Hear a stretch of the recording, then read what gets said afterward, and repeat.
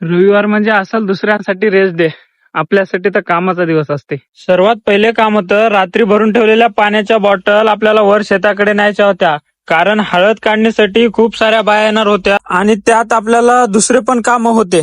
त्यामुळे सकाळी लवकर उठून डायरेक्ट गेलो शेताकडे आणि रात्री भरलेल्या पाण्याच्या बॉटला घेऊन निघालो. आता पहिलं काम तर झालं, पाण्याच्या बॉटल सगळ्या वर नेऊन ठेवल्या. मग आता दुसरं काम होतं ते म्हणजे हळद काढून बाजूला टाकलेला मंडा सगळा एका ठिकाणी टाकायचा होता. मग काय, त्यासाठी लगेच घेतलो एक टोपलं आणि लागलो मग पटापट भरायला. सगळ्या रानाने असलेला मंडा त्या ढिगावर नेऊन टाकायचा होता आपल्याला. हे दिसायला ते ढग फक्त अर्ध्या एकराचा होता, आणखी अर्धा एकर तर बाकीच होतं. अर्ध्याहून जास्त मंडा गोळा करून टाकला आणि लगेच घराकडे निघालो. मग आता घराकडे याच्यासाठी आलो की सकाळपासून काही खाल्लं नव्हतं आणि शेताकडे पण भयाला नाश्ता न्यायचा होता. त्यासाठी मग नाश्ता घेऊन लगेच रिटर्न निघालो शेताकडे. शेताकडल्या कामाचं तर नियोजन ओके केलं, आता डायरेक्ट जायचं दुकानला. आता एकरी हळद किती निघाली पाहिजे कमेंट करून नक्की सांगा.